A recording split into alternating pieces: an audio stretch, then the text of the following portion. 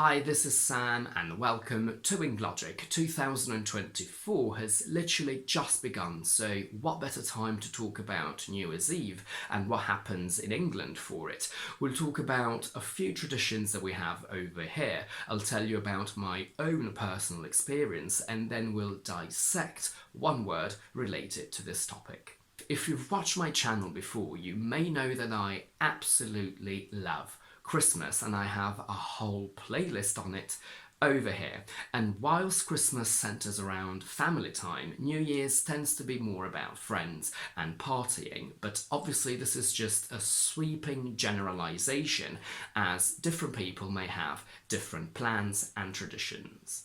The three main options are to have a house party, to go to pubs and potentially clubs afterwards, or to gather in public spaces where events are taking place, primarily fireworks. London, where I live, is famous for its majestic firework display by the London Eye, which is the big Ferris wheel by the River Thames. And careful with the pronunciation of this river, it's completely irregular. It's not Thames, it's not Thames, Thames, it's Thames. When I moved here 13 years ago, it used to be a free event, still ticketed if I remember correctly, but free. But a couple of years ago, they started charging for it. And on New Year's Eve, the banks of the Thames are absolutely crawling with people and completely packed to the rafters. And the tickets sell like hotcakes. So if you want to go and see the firework display in person, you need to make sure that you book quickly before the tickets sell out. The London Eye display is also televised, so if you don't want to or can't go there physically, you can watch it from the comfort of your own home. And if you do watch it, you'll notice that the running order of the event for bringing in the new year is as follows. We do a countdown from the last 10 seconds to midnight. We then have a firework display and then we sing Auld Lang Syne, which is an old Scottish song that nobody really knows the words to, but we cross our arms and hold hands as we sing it. I've only ever spent one New Year's Eve here in London because I'm usually back home in Italy, and for me this day is always traumatic. Since I love Christmas and lights in general, as you can see in this video over here, it only stands to reason that I like fireworks. Now, I know I might be shooting myself in the foot by broaching the subject of fireworks because I know it's a very prickly topic and most definitely a bone of contention, as a lot of people feel very strongly against them, but I do like fireworks in general and especially as a New Year's Eve tradition. Close to my village in Italy, there are fireworks displays everywhere, which is absolutely great. But the reason why this day is always cause of agonizing frustration for me is that my friends don't want to go anywhere. They just want to meet at someone's house, cook together and spend the night there, which I personally find very dull. Not as a night in itself, but compared to the myriad of other things and events that we could go to specifically on New Year's Eve. So in the past, either I've had to resign myself to having to settle for that, or I've gone out with my mum. She likes going out and fireworks. But all of that happened until last year when I finally managed to turn things around and go to Rome to visit a friend, which put a completely different spin on New Year's Eve for me. But as much as I liked it, going to Rome is not a patch on what I'm doing this year, as I'm going to Barcelona. I know this video is coming out on the 2nd of January, but I'm filming it today on the 6th of December, so New Year's Eve hasn't happened for me yet, and I can't wait to go.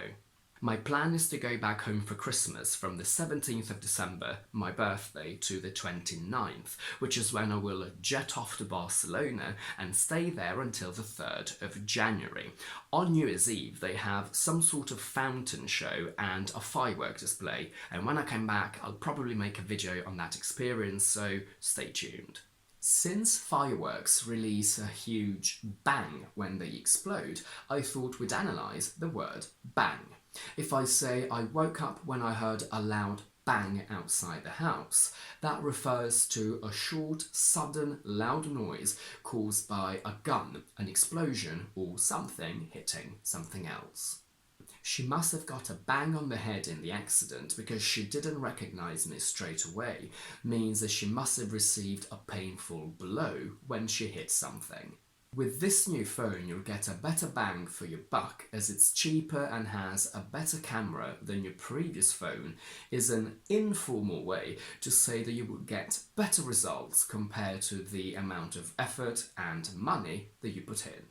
I got a real bang out of going to Barcelona is an informal, typically American way to say that you really enjoyed going to Barcelona. With a bang means in a very successful, exciting, noticeable and fun way. So if you say it's the last day of my holiday and I want to go out with a bang, that means that you want to do something crazy, fun and memorable since it's the last day of your holiday. If your new job started with a bang and you're happy about it, it means that it started very well. It was a very good first day at your new job. All the idioms with the word bang I'm going to give you now tend to be quite informal.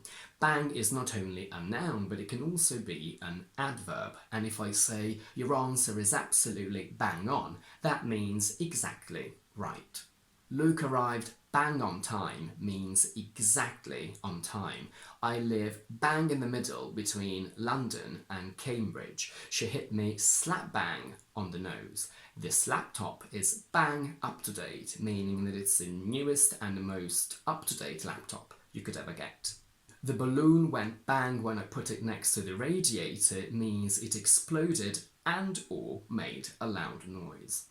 Bang goes something is an expression that you use when you are upset about the fact that something you hoped would happen won't. So you can say, now that I suddenly have to pay for a new dental implant, bang goes my holiday in Spain. He was caught bang to rights on CCTV is an informal way to say that he was caught red-handed, so in the middle of an illegal action.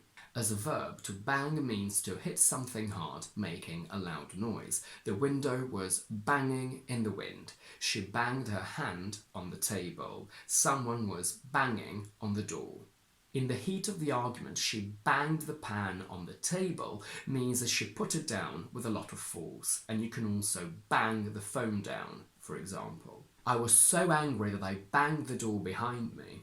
Or the door banged shut means to close violently.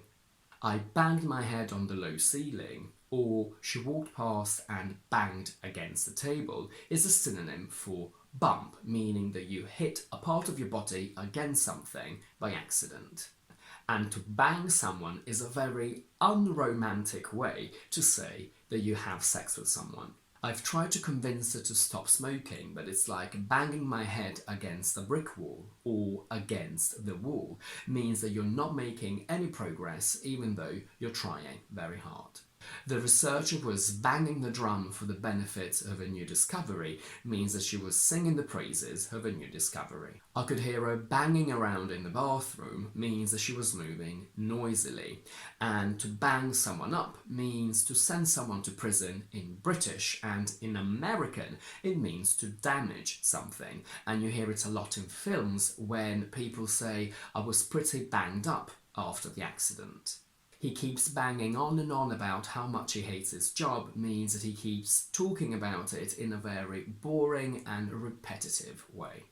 He keeps banging out a lot of bad songs means that he keeps producing a lot of them quickly without putting too much care into them. And that's it for today. If you like this video, please don't forget to give it a thumbs up and to subscribe to my channel down below. And do let me know in the comments if you have any questions about the word bang and if you have any special New Year's traditions that you want to share with me. In the meantime, I will see you next Tuesday with another explanation video.